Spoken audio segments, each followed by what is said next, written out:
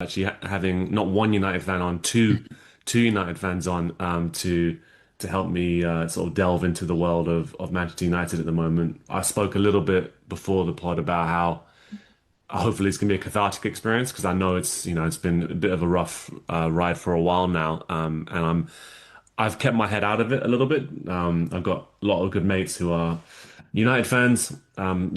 People who listen to this pod will know Carl Anker's been on a whole bunch and kind of like shared his perspective. He's one of the more level-headed ones, I guess. But yeah, I wanted to start really. I'll ask both of you, and maybe I'll go to Sam first on this. But before we even dive into this season, if you cast your mind back to the final whistle, the last game of last season, of course, of which we know what that was. What were your like where was your mood at that point? What were your thoughts on kind of like the work that needed to be done to turn things around for United? And you can start on the pitch, off the pitch, whatever you want. And maybe that's too big a question, so I'll come to both of you. But yeah, Sam, where was your head at once that final whistle went? Um, I think post Fergie, that was probably the lowest I've been as a fan. Okay. I've not felt that terrible about a result and a performance in a long time. And we've had some stinkers like over the years. And yeah, it was lacking of anything that resembled United. You were against the Spurs side who was 17th and lower than us in the league and had an arguably worse season up until that point Mm. and just showed nothing. Just showed nothing. Easily beatable side. We had not many injuries to concern ourselves with. We should have gone in and won that, and maybe our season looks a bit different this year. But yeah, it didn't happen. And I think for a while, especially on the channel, like me and Nick were just sort of quite low on shows for a while because it took a long time to get over it, like a really long time. So yeah, I was just the lowest point probably post Fergie. That for me, that was a bad day. Yeah, and I mean, I've spoken to all sorts of fans on this show over the years, and it's what you're describing there as like not the anger or the frustration, but just the kind of emptiness that that I think that is often like kind of the most dangerous place for football fans to be when you actually just watch your team and go, there was just nothing there. What is there for me to get annoyed about? That's just that can be a bad place to get to. I mean, Nick, were you in a similar headspace? And I guess if I turn the question a little bit, like at that point after that stage, once the dust had settled, what did you think were like, if you could narrow it down to four? I'm sure it's a longer list than four, but like what were the main things you thought? Okay, United need to address these things. They can be on the pitch, they can be off the pitch, if they were going to turn things around this season. Yeah, it's a very long, complicated Yeah. situation at United, so I'll try shorten it as much as I can. It almost felt a bit like I called it the colonoscopy period, where it just felt like all the crap was coming out at once, and it really, really did feel like that. It felt like every single game week when we're doing previews on the channel and stuff, we're trying to look at angles to kind of attack, saying where can we get it and where can we do this. And you're seeing the same things week in, week out. You're seeing the same errors being made. You're seeing the system being at fault at times because you brought in a manager who's come in halfway through the season and is trying to implement this system with the players that don't necessarily fit it. So it's all square pegs and round holes for the majority of it. And you're just clawing your way to get to the end of the season. And I feel like that one in the Europa League, the final against Spurs, first and foremost, both teams are absolutely crap. Both teams were awful. Like As a European final, that was. yeah, a European final. One of the worst European finals ever. You're looking Like, at, it I was mean, so bad. Yeah. Tottenham finished 16th, 17th. We finished 15th. Our whole seasons was riding on that, and Amarin put all the eggs in that basket, which I can't really blame him. But that kind of showed that was kind of the baby wipe on top of all the crap, if you want to call it that. And going into the preseason and all that kind of stuff, it's the mood carried on then, and it was kind of just hoping that we can bring in some players to kind of try and change that. Yeah, and it's interesting because like from the outside in, like looking at what I saw as like the dysfunction at United last season, to me, like the real simple thing seemed okay.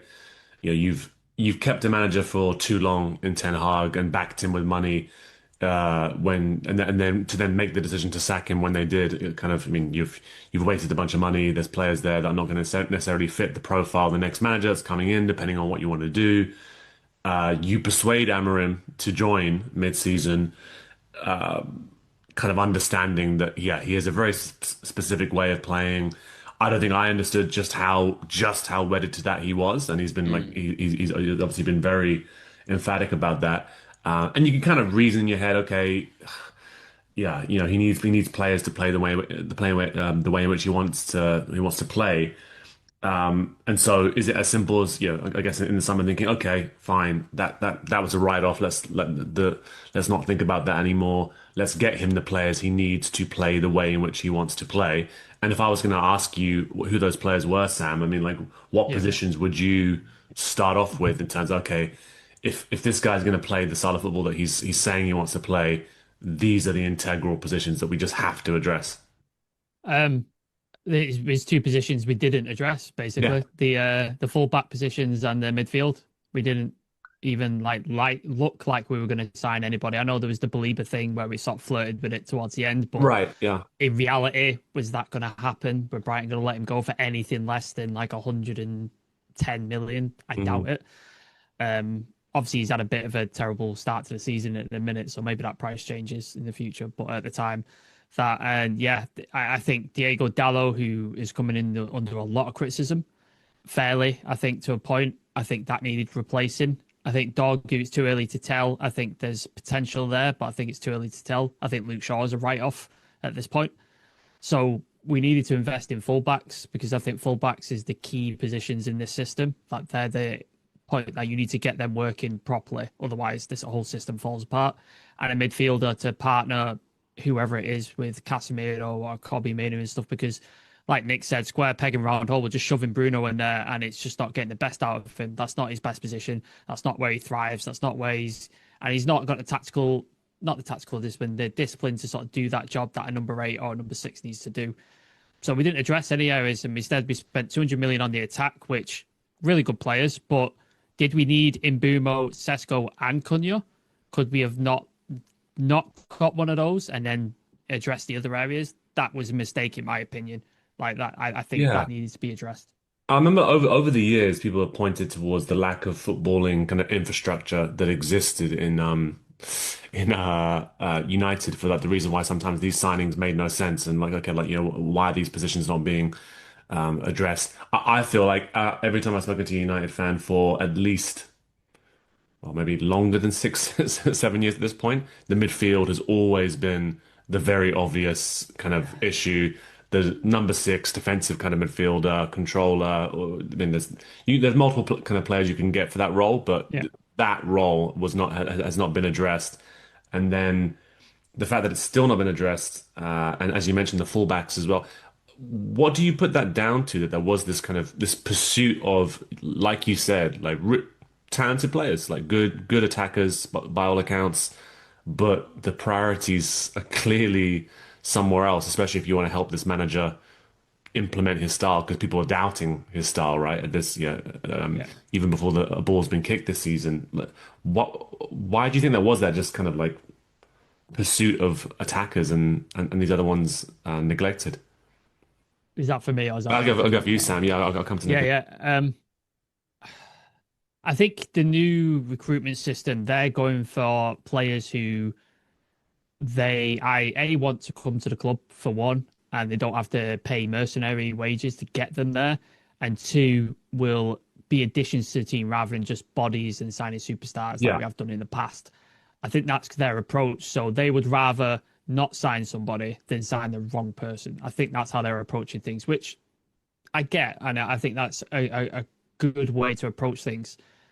But I think they also looked at okay, we didn't score we scored a serious lack of goals last season, so we need to do something about it and address that. But I think that could be equally addressed if you put in a competent ball winning, ball carrying, and able to sort of pass through the lines midfielder. I think that gets the service to the likes of. I know Hoyland had a terrible season, but people like that. So I think for some reason we didn't address it, and clearly they know it's an issue because they're looking at Belieber. There's Adam Wharton who's been sort of mentioned, and Elliot Anderson and stuff, so they know it's an issue. Why they didn't address it? Maybe their target is Carlos Belieber, and he wasn't available, so they don't want to go and get somebody who's not their number one target. I that's the only thing I can assume otherwise. Mm. And in terms of the players that did come in, Nick, I mean, Sam's mentioned them, right? In terms of sort of the real high profile attackers. What have you made of the business that the club did? I mean, we can talk about how they've performed so far in a second, but is it kind of a case of on the face of it, or on paper, all those players are good players, but did you see how they fit, like even before they started playing for you? Yeah, so Benjamin Šeško, I'd mentioned him quite a few times on the channel before. Yeah, Maybe 2, 3 years back, I would speak about Benjamin Šeško as someone to work with as a prospect.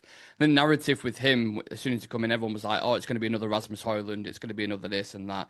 And if it's you actually already watch him, it's yeah, already there. Okay, well, these is what even before he kicked a ball, this is what wow. people were saying. Can't believe they spent another £70 million. Yada yada, this kind of stuff. It's one of the things that irritates me a little bit. Like you have to give a player time. Things change. If you judge players off the first 3, 4 months, do you know? Imagine Nemanja Vidic or Patrice Evra with the first 4, 5, 6 months, like they wouldn't have a career. So you've got to give these players time. The thing is with Cunha and Mbeumo, who we brought in, that's Prem proven.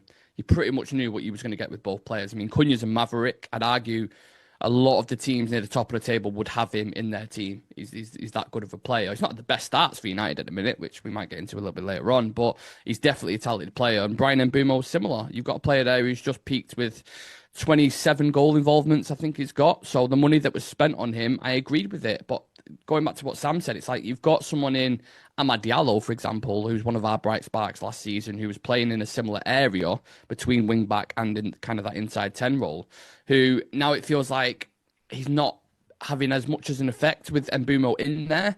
So the priorities got a bit blurred for me. And I think the midfield, I wholeheartedly agree with Sam and majority of United fans. The midfield is a glaring, obvious spot. And going back to what you said before as well, it's something that we just have almost neglected for since Michael Carrick left, really. Yeah, it's a weird one. I remember Liverpool having kind of these blind spots for like a number of years, like going back and you're like, why are you not addressing that? Why are you not addressing it? I think like left back is an obvious one to me in terms of just like Liverpool never seemed to have a solid left back for years until Robertson came in. I want to talk. I mean, the other just before we move on to this season. I mean, like obviously the goalkeeping position is one that's been addressed as well, right? With the departure of Onana late on and uh, of course, I think is it Lemons? Ayanda. But Yeah. oh, Lamon's Oh, come in, yeah, sorry. Ayanda and Lemons, who's come in. I don't think he's played for United yet. Correct me if I'm wrong there, but Yeah, Lamon's has. oh, he has. he played against Sunderland the Yeah. last game. Funny. Really Oh, last impressive debut as well. Yeah, Oh, he was really as good. well. Okay, great. Yeah. Okay. That felt like I mean, if you're talking about instability in the team and in midfield, having a goalkeeper that just does things like just does the basics well, and you don't have to speak about after the game is generally kind of what you want from your goalkeeper. So that's obviously been addressed as well. I mean, and what did you make of the departure? I mean, Højlund's gone, of course. Rashford's gone on loan. There's Sancho on loan there. There's Anthony's sold finally to Real Betis, and then Garnacho as well gets his move in the end to Chelsea.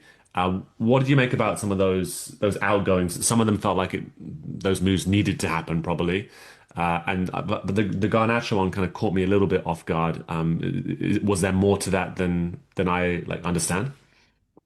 With Garnacho, for me, I mean, again, this is another one I can spend a Yeah. while on, but there's been a lot of incidents with him on social media and his brother, kind of putting cryptic things after games, which people would let slide at times. It's kind of like, okay, he's having a bit of an outburst, just kind of let it.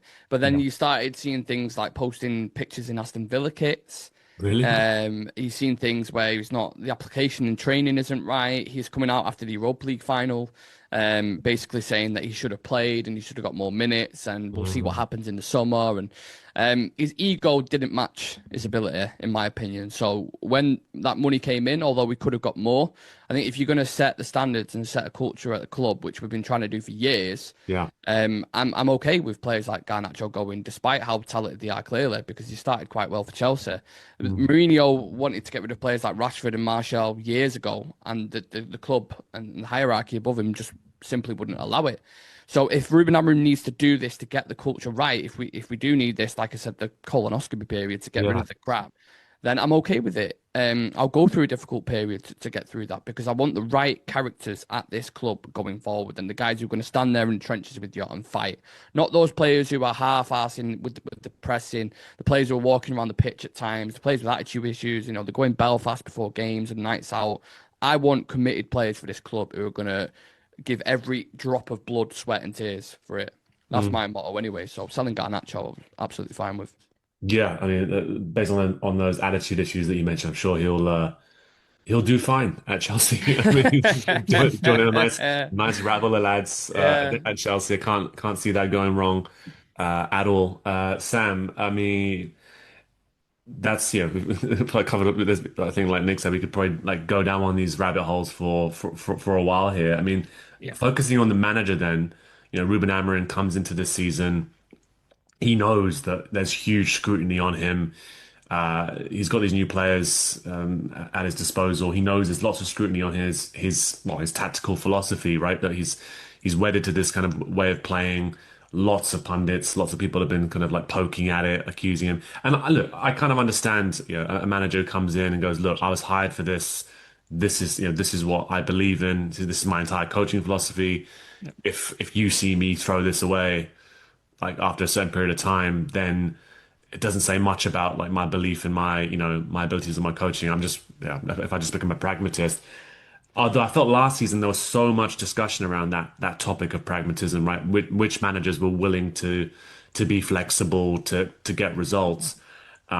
Coming into this season, what were you expecting to see from Amorim? Like, and let me know, did you see anything in pre-season to kind of indicate any changes or kind of a different way of approaching things? Preseason was weird. Like there was moments in games where I was like, I like that and I like parts of it, but then there was still some of the issues from last season cropping up. Like there was a goal we conceded against West Ham in pre-season, and it was the same thing that happened the previous season. Just massive gaps between the midfield and defense, and just Jared Bowen running straight into it and just having a go. And you're just like, this is the same thing. This was happening, and I was like, it's pre-season. Pre-season don't really matter. Like, hopefully, it get ironed out as we go along, and he's got more time with the team. But that Arsenal performance sort of did something weird because the performance that we had against Arsenal, the whole first home game, I thought it was good. very different. Yeah, I was like, I like this. This is a really impressive. Obviously we lost, but like the performance was impressive. I thought we were solid in most areas. The only reason they got a goal is because of a set piece, which is Arsenal's bread and butter at the minute. That's what they're doing, playing like Tony Pulis Stoke City from like 2000s. Like so, like all credit to him. But I thought we did well. Like I just think we didn't put away chances or I didn't create enough. So I was like, okay, maybe there's something here. But then it's been up and down since. Like we've had moments in games like against Chelsea the first half, we looked really good. Second half, we totally dropped off. Brentford, Jesus Christ, that was a disaster. Absolute disaster of a game. And then Sunderland, we rightly dominated. But so it's just the Grimsby. I don't even want to touch on the Grimsby game, to be honest, because that might be the worst point so far this season. That was apocalyptically bad. I've never seen that before. That was insane. And I thought he might lose his job at that point because of how bad that was. That was really bad. So I've seen moments, but I've got to the point now where I think I don't have faith in him to turn this round at this point. Okay. I don't think he can do it. I want him to prove me wrong. I want to be wrong on this, and I want to see differences and performances and stuff like that. But I just don't think he can do it at this point because he's so wedded to this system and he's so determined for it to work. And I just don't think he's going to change enough to make it happen. Yeah, and it's based on the parts that he's got, right? I mean, when I look at your squad and I look at what he wants to do, the discussion we had in the first 10 minutes is basically, well, the point to me, like the real crucial kind of cogs you need to make that system stable don't exist. Well, they do, but they're not great. They're not great options. So you can have an attack that maybe hits a nice run of form and you get some purple patch and you score goals and you win games, but it's not going to make the ship any more stable, right? I mean, Nick, I was going to ask you because I saw that Arsenal game and like what you mentioned, Nick, around wanting players who give their all and the intensity and working for each other. I thought you saw a lot of that in that Arsenal game actually from the team, and so I thought, okay, maybe maybe United have turned a corner here. And then literally that next game, Fulham, I remember patches of it good, and then patches of it so loose. And I think that was probably the only word I could think of. Why do you think it is that currently is that inconsistent? Is it what we've talked about already, just that there's missing parts in this, or like it's weird to me that he could get that intensity from his team against Arsenal, and then like Sam mentioned, you could have a nadir moment like Grimsby where those players look like they want to be anywhere else in the world. So yeah, but what's your view on it? It's weird because fans, we can't really put a finger on it, what it is. I don't know, it's something tangible. It's like, it does genuinely feel like a curse because even if you go back to when Ole Gunnar Solskjaer was here, there'd be periods in a game where, and Sam will agree with me on this, but the first 45 minutes, you didn't know what he was doing, and you knew in the second half he would come out and he would get a result. Erik ten Hag, there would be first 20 minutes against Brentford, incredible, not the one at home, but the one away, where they look really impressive, and you're like, oh my God, like you can see there's a process here, what they're trying to do, the intensity is there, and everything completely drops off. So is it a combination of maybe some of the players aren't athletic enough to do it for 90 minutes, potentially? I think concentration is a massive, massive thing that gets overlooked at Man United. I think players like Diego Dalot and Luke Shaw and Harry Maguire, they can be really good at times. They can have great games. Maguire included, has been pretty solid in a lot of the games. But they have that moment, even if it's a first touch, something really, really basic, a short pass, a throw in at times, like just it's very simple things they will get wrong. Goalkeepers as well. The goalkeepers, oh my God, yeah. Onana and Bayinda, you play it into them that shaking, and players will just look at that and they'll eat you up. They'll be like bloodhounds. They'll smell the blood and they'll go for you. And that's so pervasive as well. When your goalkeeper's doing that, it just stems to going to breed entire... nervousness, right? Yeah. For your defense as well, included, as well as the fans. So that sent kind of shockwaves throughout the team, and then it all got mumbled up. And honestly, it's an accumulation of a lot of things together, and it's going to take a while to truly bed it out, I believe. And I mean, we probably got onto that topic a bit earlier than I was thinking. But like, are you the same position as Sam in terms of like whether you think Amorim can turn it around? Yeah, so I think managers have their games, right, where you look at it and you think he's probably done after this. I think Ten Hag was West Ham. I think all these was Watford. Yeah. I thought the Grimsby game was the one. I thought I was nailing the coffin where it's going to be super tough to come back from that. I know previous managers like Van Gaal had lost to MK Dons. I think Fergie lost to like Southend and teams like this. But that game was so bad and so low after it. And then his post-match interview included just kind of, he was like, the players have spoken for me there. I've seen all that I need to see. And it was kind of international breaks coming up. Everyone thought, right, that's done and dusted then. But now they've turned around and they've gone, no. I mean, Ratcliffe came out the other day saying 3 years. I don't know if he's going to stay committed to that. But it's kind of like, I'm torn. And again, sorry, I don't want to spend too long on this, but I'm half thinking I want to actually back a manager and give him time and not have these knee-jerk reactions. But when you're getting results that you're getting at the minute, it's really hard to stay committed to and stand by. You need something to believe in, to grab onto, to follow it. So I'm just like, at the minute, I'm a fan. I want us to win games and hopefully do that on the weekend because we can't survive a battering. I'm telling you, we can't. Yeah, no, I think something to believe in is definitely, I think, a good way of putting it, because I think that we've spoken about multiple areas of the pitch where there's kind of instability, or like, you've got your best player in Bruno and sort of what he's contributed over the years, and then you sandwich him into a role that he's not like really ever really wanted to play, and then that winds up a promising academy prospect, and risks alienating him, alienating a young player who's coming through the academy and doing well, when you already don't have the fans on side. Seems like just a kind of really, like, there's an open goal there, just like, move them back, and then you at least carry yourself some favor there. But he doesn't seem to be keen to do that either. I was gonna sort of talk about, is there a game so far this season that you think is symptomatic of what you've seen so far this season? We talked about the lowest point in Grimsby, but like, is there a game that kind of sums up, okay, yeah, that's kind of this Jekyll and Hyde team that we're seeing, Is there one that sticks out to you? Is that for me Oh, or sorry, Sam? yeah, I'll stay with you, Nick, man. Yeah, Chelsea. I think Sam kind of touched on it before. It was you go up, you start really, really well. You win in the game. Obviously, craziness happens with Robert Sanchez at the back where he gets a red card. You get the advantage, and it's like, right, this is a time really now to step on the next almost and go get 3, 4, 5 and really send a message out to the Premier League. And then Casemiro, for a man who has 5 Champions Leagues and 500 appearances or whatever it is, Wild. he does some crazy stuff. Honestly, he does some really wild, reckless stuff. I feel like he gets bored at times. Honestly, Yeah. like I feel like he gets bored during games. He goes, I want to make this interesting. I'm going to Yeah. 2-foot him over there for no reason. Like he does So- it. He's done it so many times. Like he's Yeah. what has he had? Like 4 reds for Yeah, us, it's and he didn't have crazy. a single one for Real Madrid. Yeah. Yeah. It's, I, If mad. it feels like at times he kind of thinks that this is like this kind of level's beneath him, and so like and so he just kind of lashes out. But it's like, no, this is where you are, man. This is where you are right now, and it's been particularly painful for me because I remember Casemiro, the good version, ruining my days multiple times. Yeah. Yeah. And yeah, but sorry, Nick, you were going on sort of like that Chelsea performance. Yeah, that moment there kind of encapsulates what United are about. Within a certain period in the game, there's going to be a bit of a storm, and 9 times out of the 10, they don't weather it.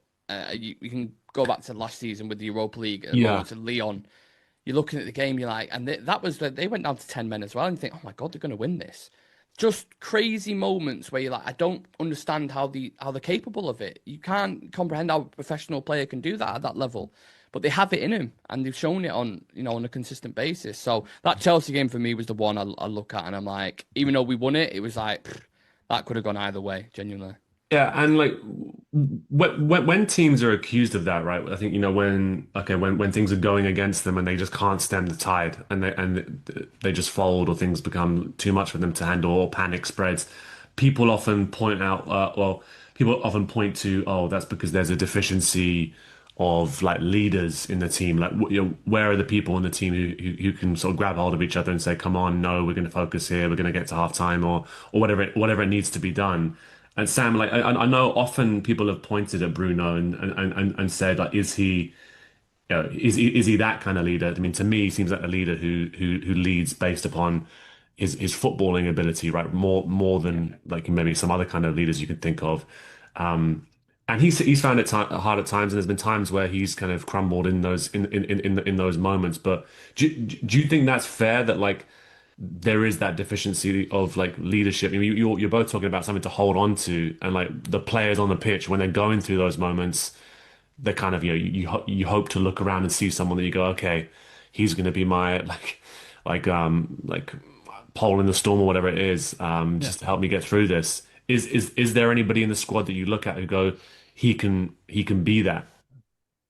I think there are leaders in the team, but I don't think any of them have been here long enough, or they all have issues for why they can't be the thing. So I think De Ligt has been immense for us, Okay. for the last thing. I think he's been fantastic, and he'll put his body on the line to stop things and block things and stuff. But he's been here a season and a bit.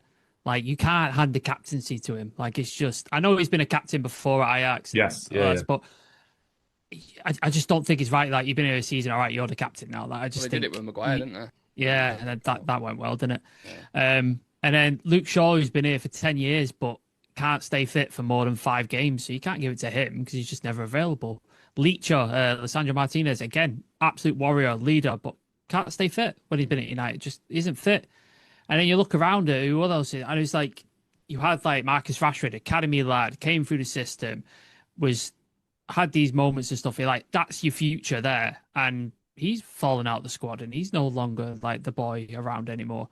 So we were lacking leaders, and I think Bruno was the only one where, like you said, on the pitch he would show up. 9 times out of 10 he'd show up, and he's like, well, that's the guy you got to pin it on. But I think Bruno's issues are he's petulant for a lot of the time. Like, he'll just fight a referee on every decision and just go to the mat on it. Like, if it's a throw-in going the other way, he'll argue with the ref for the next 10 minutes about it. And it's just like, Bruno, mate, just let it go. Like, let it go. It doesn't matter.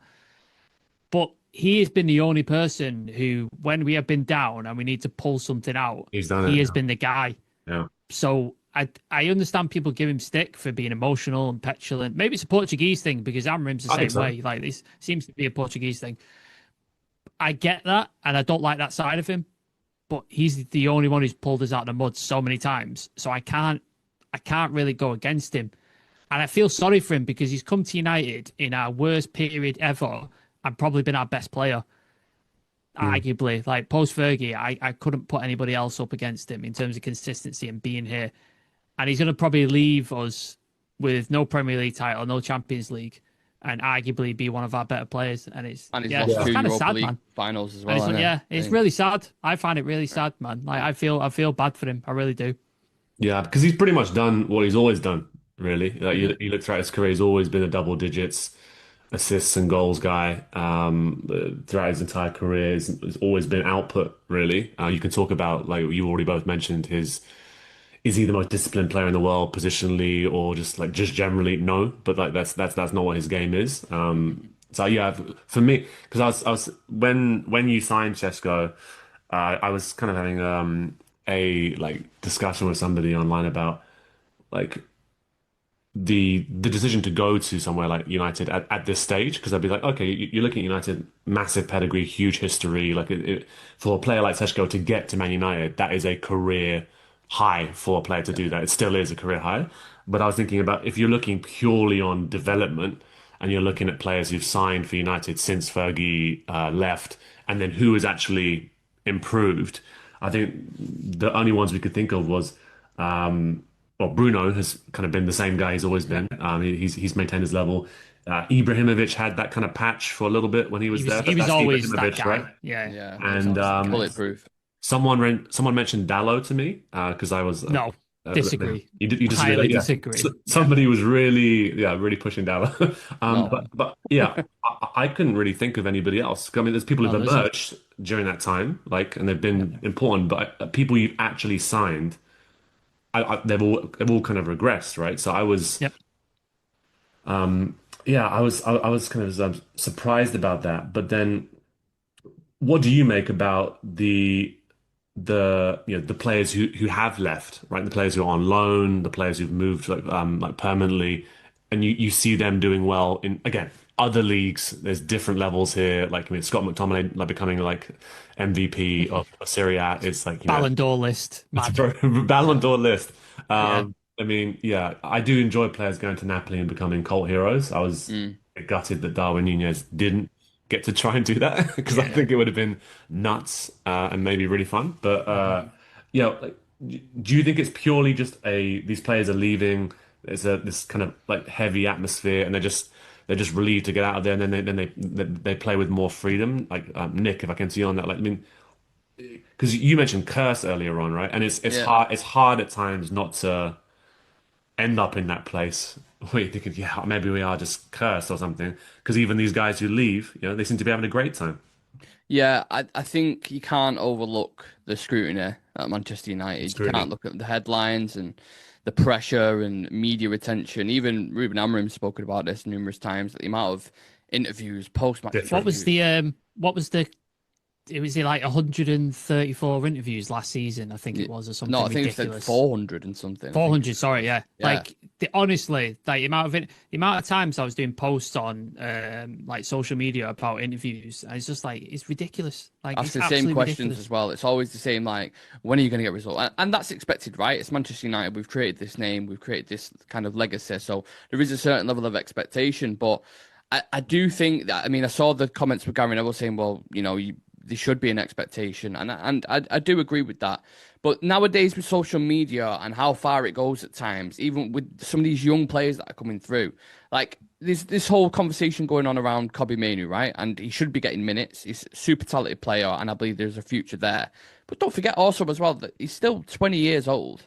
Do you know what I mean? Like, I think time and patience just goes out the window at United, completely out the window. Whereas when they go to another club, you look at someone like Brighton, for example, when they get a young player and bring them in, they get given time. There's no pressure. It's kind of like they build into it and they develop players. You'll know yourself, McAllister, Casado, all these players come through, and it's because they can grow and they can develop properly. At United, it's more of a crash course. and it happens, and it's like you're out on your feet, sink or swim, innit? Sink or swim. And that's why I think in other environments, you can go to a Real Betis, Antony, and do well.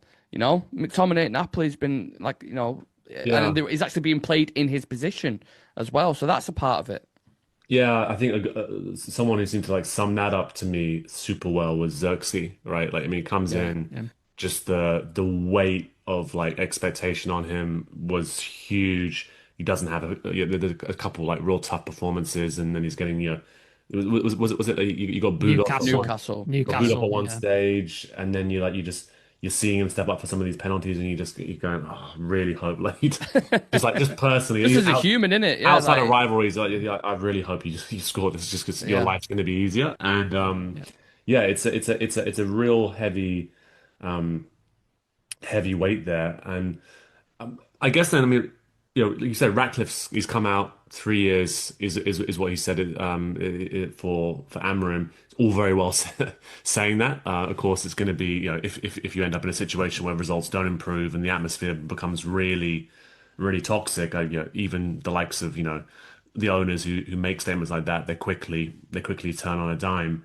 It sounds like it sounds like you, Nick, you're like we should maybe we do just need to stick like with something and wade through the shit. Like, if we do keep going with your like toilet analogy, to be fair, colonoscopy analogy, because that's where we are. You just have to wade through it, and it's going to be uncomfortable. It's going to be real messy, but the fans can't turn. We need to kind of try and keep on side, and hope that this coach, who is seemingly a promising coach, is going to get us through it. Sam, do you think the fan base are willing to do that? Do you think that, I mean, speak for the entire fan base, but like, do you think the fan base have the patience for that? Because Nick's mentioning something that I've seen like as well. It seems like social media has done it to football, definitely online, right? There's no patience at all. There's rash stuff. I had a guy, it's not social media actually, a guy I work with who, after we lost that third game in a row, said to me like he's got one more game to figure this out. Slot. I'm not impressed. If he doesn't figure it out, like we should go all in for Glasner. And I'm like, they're not gonna sack a manager who won the league last season when you're second in the league by 1 point after 7 games. It's just mad things being said. That's online though, right? That's but that's where it is, right? And so like, and that has bled in to like real fans as well a little bit. I've seen, like, so I think, well, I think social media is a problem in terms of fan culture. I just think the amount, like, we did a show ages ago. We were going through the most abused players on social media. A lot of them were United players. Harry Maguire, I think, was top of the list. I think Ronaldo was there. Rashford. Yeah. I think there was a bunch of them. Phil Jones back in the day, right? Phil Jones, He's basically a figure of fun, Phil Jones, at this point. Like, he's just, he was injured. Like, it's not like it's his fault, really. Like, he was just injured. Like, can't help it. But yeah, social media is it's turned everything toxic, and they want instant results. And I think that's why so many fans online were sort of twerking for the Qatar daddy, so he could come in with all his money and fix everything, and everything will be fine. And it's like they're not willing to go through the pain, and they're not willing to go through the suffering to get to the promised land. Like, not to sort of turn this into a Liverpool conversation, but you guys were in the wilderness for like decades, sort of messing around. You win a couple of European Cups. You got close under Brendan Rodgers one year and didn't quite get there. And then you took a chance on this German guy who was playing rock and roll football, and and I'm sure there was Liverpool fans going, get him out, he's not doing it, blah, blah, blah. And I'm sure his fans tell him to get lost. And he brought you back and he got your first title. And I just think there's not that patience in United, especially online. Like, if you go to Old Trafford, you hear the fans singing his name. Yeah, the fans in the stadium all the way. Fans in the stadium, like, they're always back him to the end. Okay. Yeah. But on social media, it's just a shitstorm. It's just chaos beyond chaos. Like, if a player has a bad game, it's get him out, get rid of him. If the manager, get rid of him. We should go buy this player. And it's just like, this isn't FIFA. Like, there's not unlimited funds. We can't just go out and buy the best player. Like, it just doesn't work that way. Yeah. And I think a lot of fans just don't see the reality of things. They just want results. And that's the way social media is. It's just instant Yeah. dopamine hit, instant dopamine hit. That's all they want. And I think, yeah, it's sad that it's leaking into proper, like, I don't want to say proper fans, but match going Yeah, fans, match going because fans. I think match going fans need to get behind the team, and they're the Oh ones that need yeah. to support them no matter what. Obviously, if they have a shit performance, you don't have to be happy about it. But I think the thing that really pissed me off was the Xerxes thing that you mentioned. I've never booed a player in my life for having a bad performance, and I think that was unacceptable. Like, to boo a player like that, and he was clearly visibly upset by it, which I feel really bad for him. I don't think that should ever happen to a player. No, I feel like you're seeing it more. I mean, I've always find, I mean, again, whenever you say this stuff, people come at you and go like, "Oh, you think you're a real fan?" It's like, no, I just don't. I don't see the value of, again, booing my players off at half time, because that's going to help. It's really going to Yeah. help. Like booing them off at half time, or they've not won a game in 6 games, and they've lost another game. I'm going to boo them at the final whistle. I'm going to really let them know. I'm going to at mention people online, and I remember that the last time I did that, because I drew a line on it. I did it years ago, and it was I think it was that Ball game, right? It was, Hmm. and I Oh think it, yeah, and the player who I was just furious with was Glenn Johnson, because I was watching it, and I watched it with an Italian fan, and he just grabbed me at one point in the game when things were starting to go wrong, and he's like, why is your right back not just fouling his man? Like, he's not doing anything.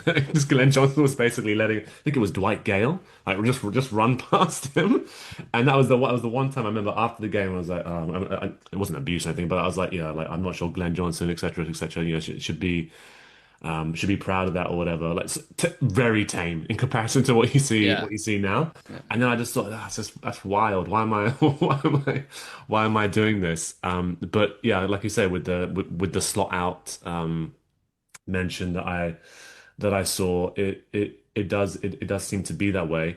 Um, the games themselves, I mean, coming into this game this weekend, then, I mean, like, Liverpool United games are often like similar to derbies, right? In that there is the form kind of goes out the window.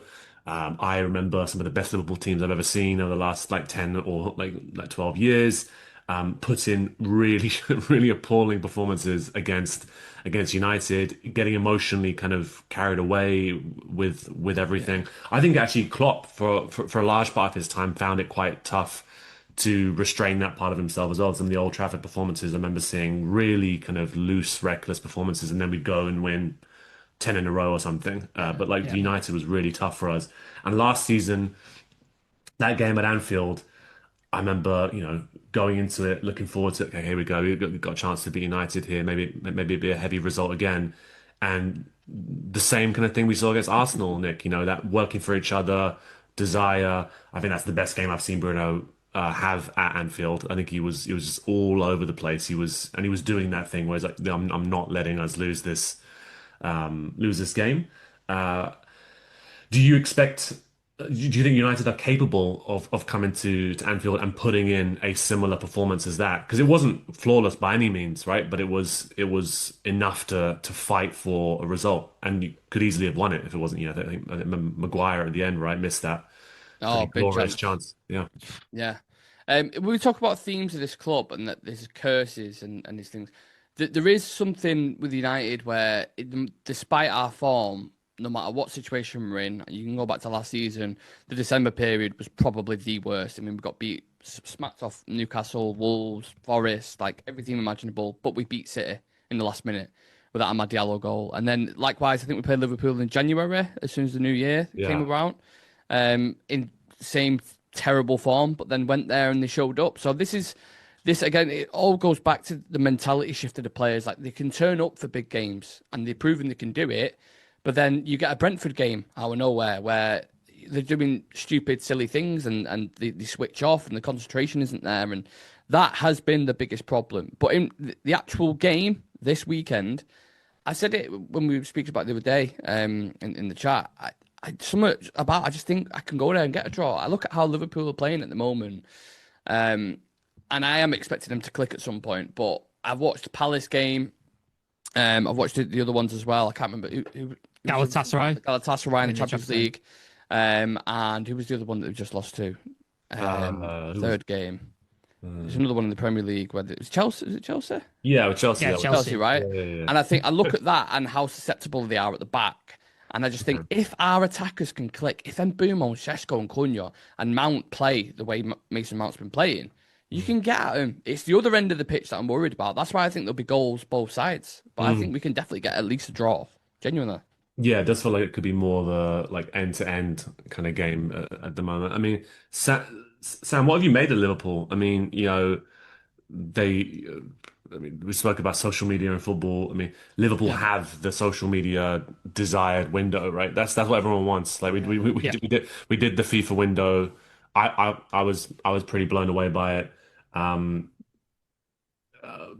of course, there's stuff that you can't legislate for. Of course, there's that horrendous loss with Jota. And actually, I think on the social media point, that was I think for me a couple of weeks ago where I just sort of realized that there are people online who, when I think was it like Van Dijk or someone came out after the game and just mentioned that look, it's going to be a long season for many reasons, and some of those reasons will be off the pitch. And you saw Salah in tears after the first game. All stuff. And I saw loads of fans online who were just like, it's an excuse, don't like that. And it's because this is the social media thing. If you'd worked with a guy for years and then they suddenly, I just found it crazy. But where was I? I was talking about Liverpool. What do you make of kind of what they've done, kind of where this side is at the moment? Because Palace, I'll admit, I thought the first half against Palace was one of the worst halves I've seen Terrible. for a long, long time against Liverpool. Galatasaray, I thought was just like, got suckered with the penalty, and then there's a lot of cheating. A lot. I wouldn't survive in Turkey. That atmosphere is the is atmosphere was notorious, horrible. isn't it? It's notorious. Like it's the known fireworks as well before Flares. like, Fireworks to the hotel. No, it was fierce, right? Welcome to hell. Welcome to hell. The whole sort of thing. Like we've experienced that. I remember, just a little side note, we scored against Galatasaray the last time in the Champions League, and Garnacho goes up to the crowd, shushing him, and he basically had to be pulled away by Bruno, going, "You're going to get murdered, mate. Like, if you keep doing Anthony this." was like, "Sorry, stop doing that. Like, don't do that. Don't antagonize them, for God's sake." Anthony was the voice of reason. Exactly. Exactly. Strange, but I think Liverpool have that. Like, again, I'm not saying this because I dislike Liverpool as a team. Like, I genuinely think this because last season I think you were phenomenal. Like, you've got some players that I could only dream of having in this team. But this season, I think some of the results you've got not lucky, but fortune's gone your way. The free kick with Szoboszlai, I think up until that, I don't think you were in that game. Free kick, that though. And then he just you know what I mean? pulled that out of his ass and just managed to put that in. Bournemouth stuck it to you, didn't you? Semenyo told you a new one before you sort of came back into that. So I think you rode your luck on quite a few games this season, and I think it's sort of caught up on you in the last couple, like Crystal Palace, I think Crystal Palace probably been one of the best teams this season, arguably. I think they've been phenomenal. Glasner's doing an absolute terrific job there, so you can't really sort of legislate against that. Galatasaray, we spoke on the environment and stuff like that. And Chelsea are a weird team. Chelsea can go and beat someone, and then the next week they can get absolutely battered. Like, it's just, we beat them. So that's how bad they are. They're just a weird team, Chelsea. I have no idea what they're going to do week to week. Honestly, like, I could not predict them. So I think you have been bad, but I just don't see a world where you guys lose 4 games in a row and at Anfield. Like, I really don't see it. I cannot imagine a world where that happens, because if it does happen, the wheels might fall off, I think, because that's unprecedented. Because our record at Anfield, I think we've scored in the last 11 games, we've scored like 3 goals, which is just terrible. And we have been, every time I go to Anfield, all I hope for is a draw, because I just realistically we haven't won there in a long time. And I think the best moments we've had has been like Hannibal sticking it on Jordan Henderson. I think that was a good moment. Leacher scoring the goal against you. That was a good moment. Gerrard coming on a substitute and getting sent off immediately 2 minutes later. Like, that was quite good.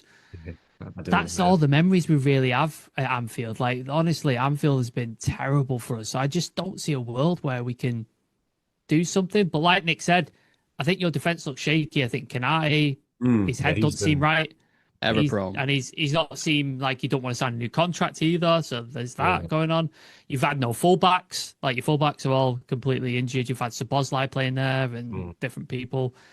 Van Dijk, he's a great player, but he's not being to his best at all. And then your goalkeeper is injured again. Yeah, I mean, he always has a 6 week. Every season, he just has an injury, doesn't he? Vacation, is that what was suggested? Yeah, I think he's. I mean, yeah. There's a reason we signed that guy. You know. Yeah. Mama But like Ali's. you had Yeah. you had Kelleher, who I think is a fantastic keeper Yeah, last great. season. He basically is like a number one goalie, but is your second goalie. So Yeah. a lot of stuff has not gone right for you, and maybe it is the Diogo Jota thing. Maybe it is that I don't hanging get. over Yeah. them. I think winning the league in his first season, maybe he didn't expect that. Maybe that wasn't an expectation for him, but he managed to do it. So maybe there's now the expectation is bigger this season to go bigger. And obviously you spent a shit ton of money, so the expectation goes further. Florian Wirtz hasn't had a good start to the season. Frimpong's not had a good start to the season. I think Ekitike has probably been your best new signing, great. I would Yeah. argue. And then to buy Isaac was a weird thing. I didn't understand that reasoning, but it is what it is. So yeah, I don't see a world where we can come and get a victory. Don't get me wrong, I want to be proved wrong. But yeah, for me, I don't see it. I really don't see it, especially at Anfield. Like I just don't see it happening.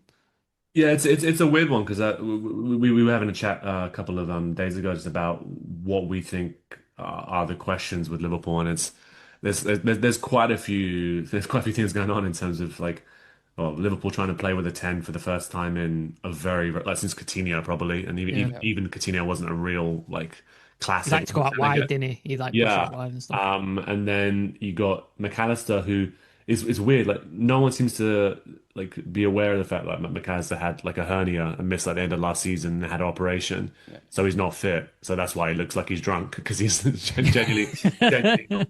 And McAllister when he's off, not fit, is actually looks really bad because he's not necessarily quick or he's not that he hasn't got that kind of bite. Yeah, Kanate, don't know what's going on there. It could just be the head turn thing. Yeah. We've bought these really fast fullbacks who everyone knows what they are good at, and then we've asked them to not do what they're good at. Like we've asked Kirkes to try and play inverted. Doesn't seem to be very very wise. And then we're trying to do that whilst getting Isak back to fitness, and he's basically doing pre-season out there. Yep. Yeah, and then of course there's the Jota loss, and then Diaz left.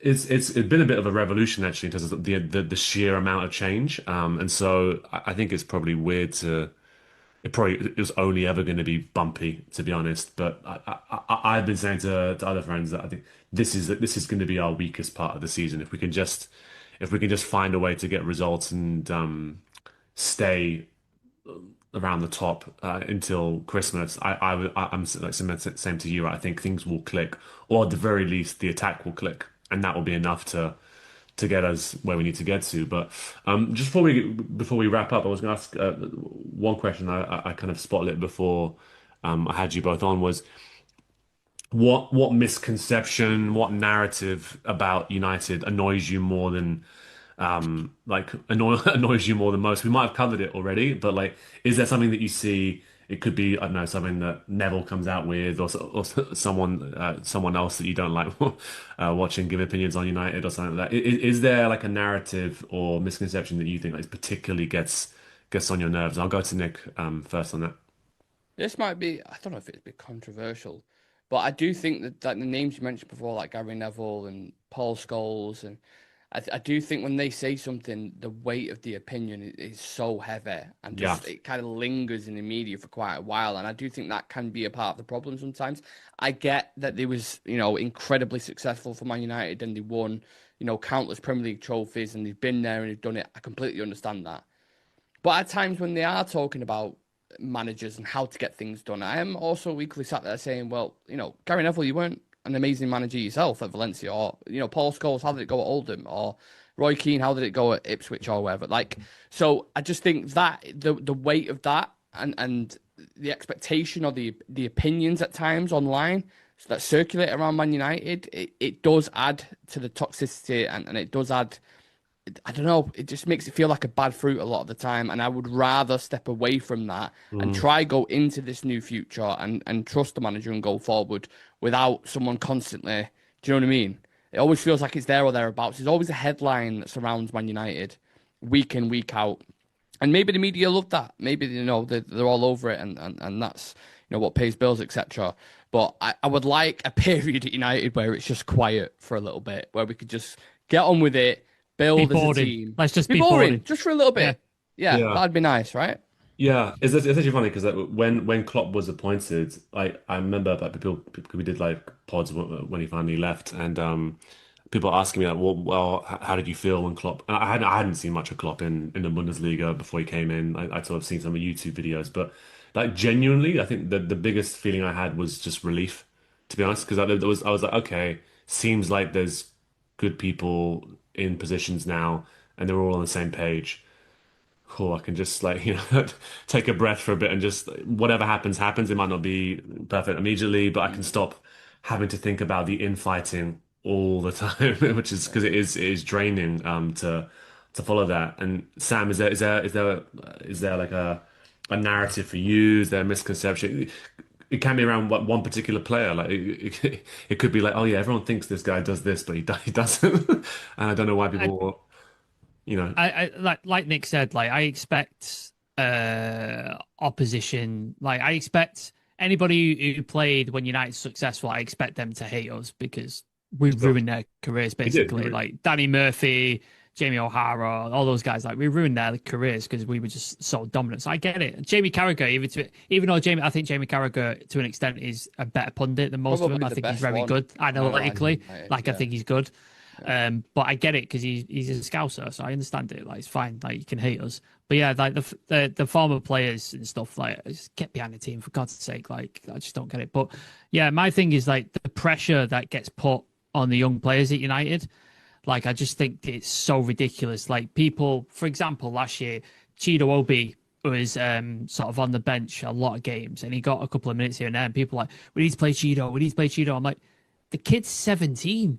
He's not played a single season of professional football. He's just come out of the academy at Arsenal. Can we stop rushing this kid, trying to get into the team and expect him to solve the problems? And then when he has a shit game, we all pile on him. Like I'm beyond it. Like they're doing it with we've got a young kid in the academy called JJ Gabriel at the minute, and they're labeling him the next superstar. His ability is beyond it, and I'm like, why are we doing this? Why are we hyping this kid up to ultimately fail? Like it doesn't do us any favors ever.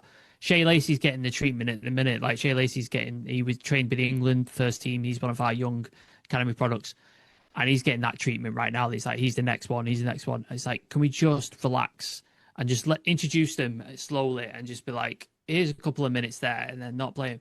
Liverpool do it really well. Rio. Connor Bradley, Rio, Connor Bradley, Rio Nemeka, like they just introduce him for a few minutes and then they don't play for a few games and then they play a game and then we just seem to be like Kobe Mainoo, for example. He played a game and then we realized how good he was. I was like, right, he plays every game now, and you just like Garnacho was the same as well, wasn't it? Garnacho is another one. Anthony Elanga, we ran him into the ground, Yeah. like when we had it. Yeah, like forgot about that, it's yeah. just, I just think we need to take our time with youth players and young players. And again, that's added to the social media toxicity because they're just like it's the same with new signings. I'll play the new signing, play the new signing. It's like, well, he might not be fit yet. He might not be ready. He might not be. Same with the youth players. He might not be playing because he might not be ready yet. They see him every day. They train him. They work. They develop him. They might even think he's ready yet. Just be patient. Like let them have the minutes and let them develop. Let's not judge them too soon. And I just think it happened because players are getting younger and younger now. Like Lamine Yamal has just set a new bar, hasn't he? I was going to say 16, 17, and now everybody's like, right, where's the next one? And it's like, he is the outlier. Like, he is the special one. Most people aren't like that. Like, Wayne Rooney was another one. Most people at 17 are not that good. They aren't. And it's just expecting him to be, I just think is ridiculous at this point. No, yeah, I definitely blame Barcelona for a lot of this because they do they throw these kids in who are technically like amazing at a young age and I don't know. I mean they do well. They win things. You see people like Yeah. Yamal, you see Pedri, Like number one, they all it always leads to injuries. Like I'm not surprised that Yamal is having issues this Yeah. season because he played Pedri's like a been Pedri's been out for like God knows how long, Pedri's hasn't had he? Like, years of yeah, absence. I mean, he's like finally getting back to it now, but like he's yeah. like had years of absences. Um, and so like to me, like I almost feel like below a certain age, I shouldn't see you play football. Like I shouldn't see highlights of you.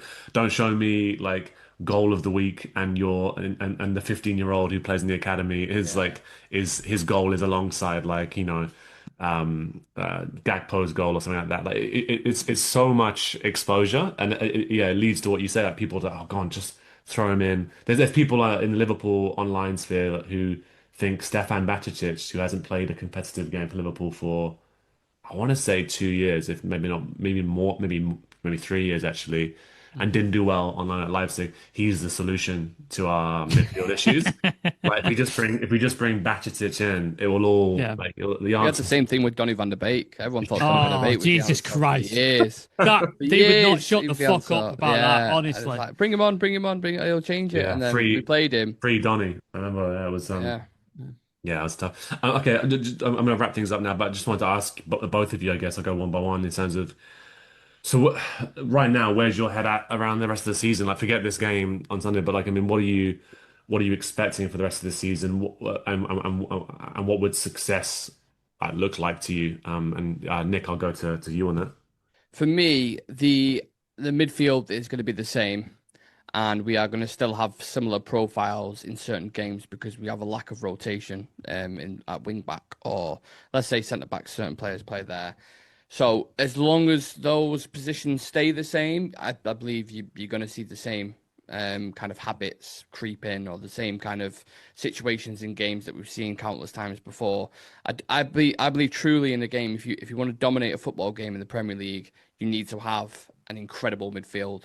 I look at the money that Arsenal spent on Declan Rice and Zubimendi, what Chelsea spent Chelsea. on Caicedo and Enzo Fernandez. Even like Gravenberg, we got offered him on loan from Bayern Munich before he went to Liverpool, got rejected, went to Liverpool, and his last season was unbelievable for you guys, alongside with McAllister as well. I thought McAllister was incredible for the price. 35 million, McAllister. 35 million. So, yeah, that issue, that area of the field, I think teams will just keep targeting it. So for that reason, I still think we're going to concede a decent amount of goals. However, I think once that attack clicks, if it clicks, with Šeško starting to score goals now, when Mbeumo and Cunha and Mount, I do think we'll score goals as well. So maybe it will be a similar season when Klopp did first come in at Liverpool. I think when it was kind of a little bit end to end.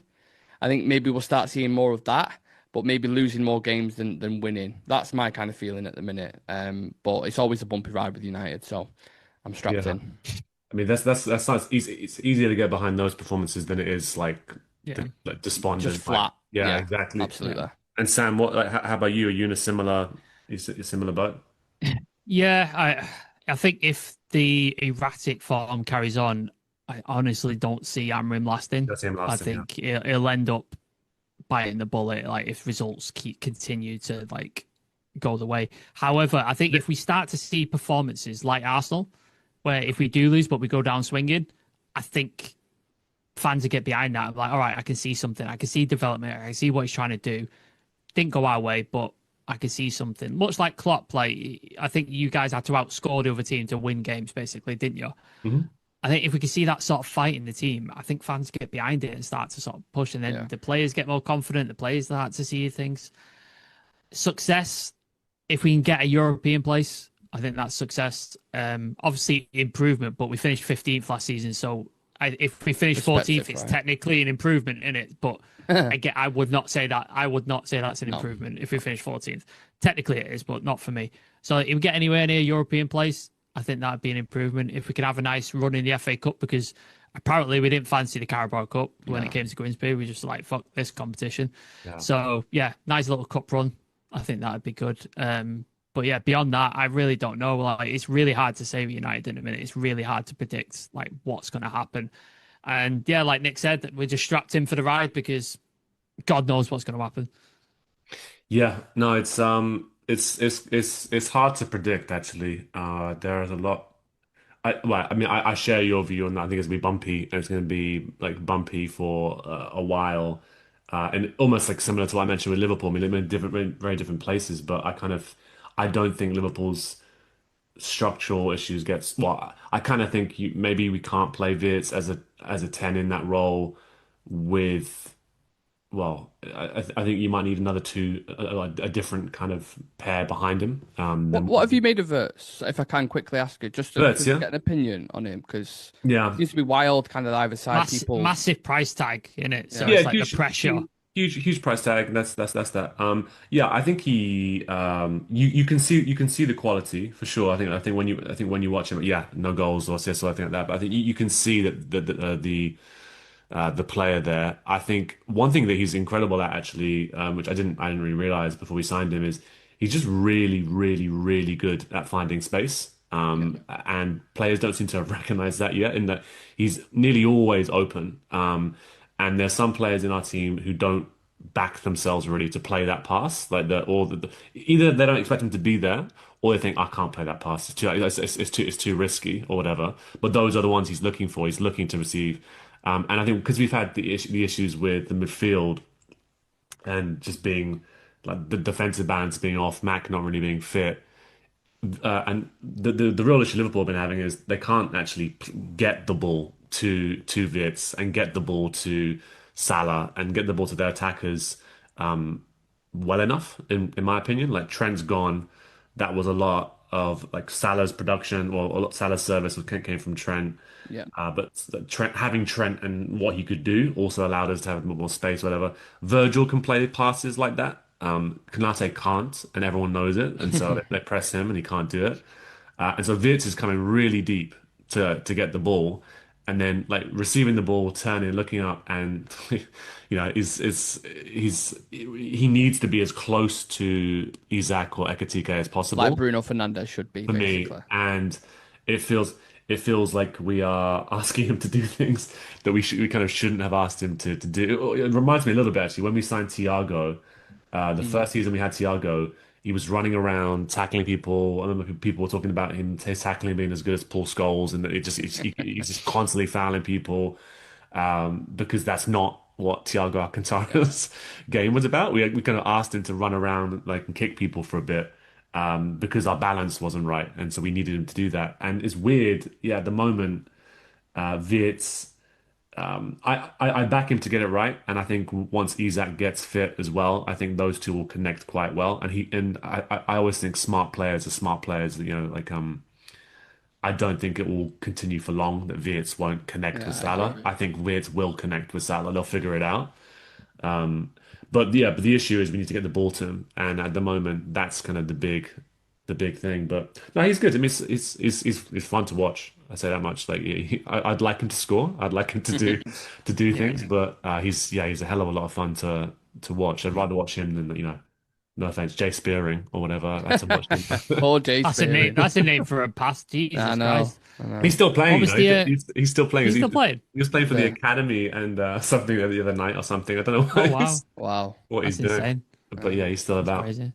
But Nick, Sam, thank you so much for coming on and giving us your perspective on United and yeah, wading through the bad stuff at times because yeah, it's I know it's not pleasant to talk about this stuff, No, but yeah, but really appreciate it. And I also wanted to make sure you had time to plug the channel and the work that you guys do as well. So yeah, whoever wants to go forward Nick, go for it. and talk a little bit about that, feel free. Yeah, I'm not sure if it's the right right audience. demographic. Yeah, the right Scousers, come audience or join not. us. Come But join listen, us. I like listening to Jamie Carragher talk about Yeah. Man United because it's unbiased at times. I'm not Yeah, calling yeah. anyone biased, but I'm just saying like sometimes United fans have red tinted glasses, so you can't Oh, get an for sure. accurate kind of Yeah, yeah. description, you know. So even when we're doing previews about the Liverpool game or whatever, I always like hearing other fans' opinions just to give that bit of balance. So if you ever want to watch football opinion, and we do stuff as well, BKB's ball knowledge battles, so we do a bit of like Premier League trivia and bits and bobs like that. So that's We all do on have, Real Reds Talk on YouTube.